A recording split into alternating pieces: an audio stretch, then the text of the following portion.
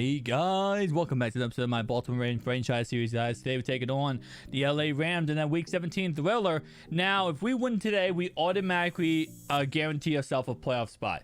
But here is the dilemma we're in. The Cincinnati Bengals currently owns the division. Even though we split with them head-to-head, this is when it gets a little bit interesting. So we have the same exact division record as them, and if we both win out, we will end with the same division record. So we will end with a split head-to-head record, a exact same division record.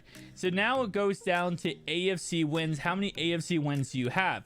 We are currently 6-5 versus the AFC. They are 7-4. So because of that, if they win out and we win out, they actually take the division over us. So since he has to lose one of these next games, either this week or next week, because if not, they are going to go and take the division. Now we are guaranteed a playoff spot no matter what, so that doesn't really matter at the end of the day if you want to look at it like that. But still, I want to go ahead and at least, win. I want to win the division. I want to go for it all. So the Brownies are the team to beat, and then next week we play the Steelers. And obviously, you already know, guys, the Steelers would love to play upset to us, take it away from us, take away the chance of us winning the division.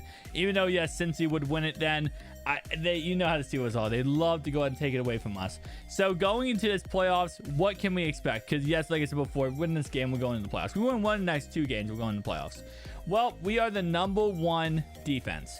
We are the 31st offense. So it's not looking too amazing going into this, but I will say as of late, this game included, as we score a touchdown right here, this offense has really started peaking up a little more, and this defense is starting to peak up too. So overall this year, Lamar did have 3,300 yards passing, 24 touchdowns, 11 interceptions. Rushing wise, he had almost 1,200 rushing yards going into this game and 11 rushing touchdowns. So that's definitely a takeaway that I do like. But again, the turnovers, we had over 11 fumbles this year, and we had 11 interceptions. So that's 22 takeaways going into week 17.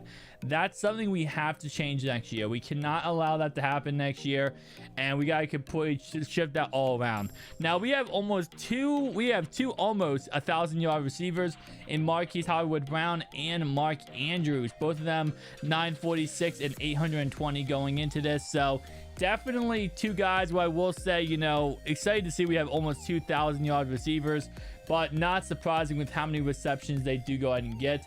Our reception leaders are going to go ahead and be Marquise Brown, then Mark Andrews, then Devin Duvernay, then of course Sammy Watkins, and then Rashad Bateman. Rashad Bateman, overall, no touchdowns this year, 11 receptions, 228 yards. He definitely got started a little bit early against the KC, but since then he's been kind of quiet. He did have an injury for half the season, so that definitely did not help us out too much. But overall, I will say he is still blossoming into a really good player, and I'm excited to see what he can do moving forward. Now, our defensive sack leader going into this game was Pernell McPhee at 6 sacks, but our first round draft pick, Owell, does of course have, as right here we get a stop and hold them to 3 points, does have 5 sacks going into this contest. They're very good there. Derek Wolfe also having a pretty much a good day this year. Interceptions and turnovers, we have not gotten too many interceptions turnovers this year. Chuck Clark leads us with 2 interceptions, John Elliott 1, and Marcus Peters 1. Definitely something I'll say is, we do not want to see us not get turnovers. We got to get turnovers. We got to get the ball.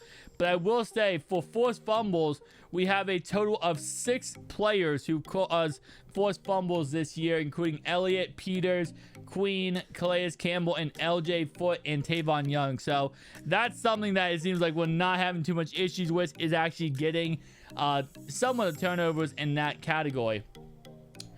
Fun fact, we have not gotten a kick or punt return this whole entire year. That's something I want to see us change in next year. Now, I will say going into next year, guys, as rushing wise, J.K. Dobbins only had 394 yards rushing this year with 5 touchdowns. Gus Bus, 86 yards rushing. And for, JK, he did actually have 117 rushes, so he definitely got the ball a lot. Just wasn't really as productive as he could have been with the ball. Obviously, Lamar Jackson a little bit more productive.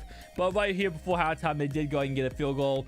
So now it's 14-6 at halftime. Now, I will say going into next year, there's a couple things I want to address, right?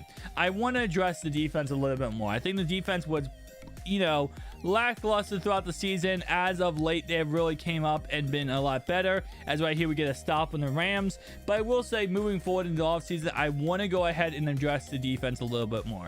I want to go ahead and add a premier pass rusher to this defensive line and just all together, add some more depth to the defensive line. I want to make it as great as possible to actually go ahead and get to the quarterback, cause issues to happen. Because I feel like this offense, especially if we run the ball effectively, which we have been doing a lot this year, I feel like as long as we can run the ball effectively, we can beat any single opponent we go against. But we have to be able to keep that defense, got to get the offense off the field, right? We got to go ahead and do that as much as possible. So I will say that's number one.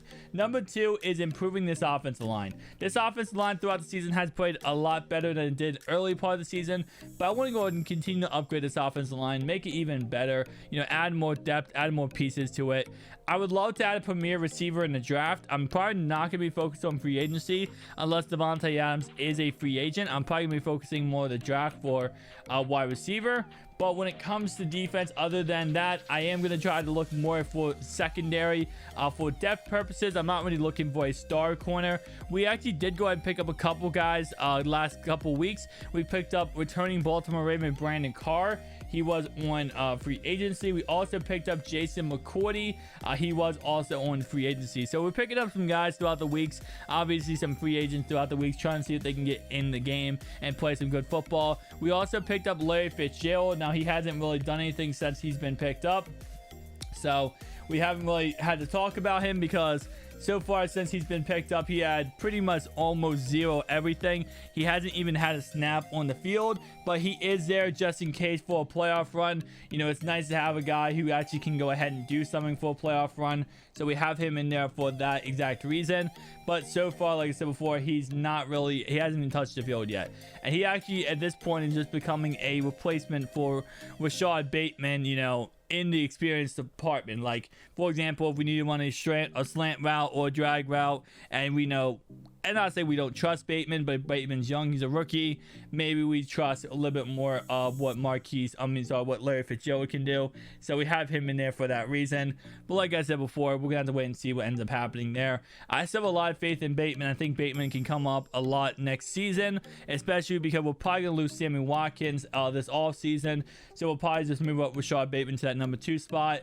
Maybe if Larry does retire, then we might actually go ahead and resign Sammy Watkins. So that is something to take in consideration. But I will say, going to next season, another guy I want to go really focus on is a running back.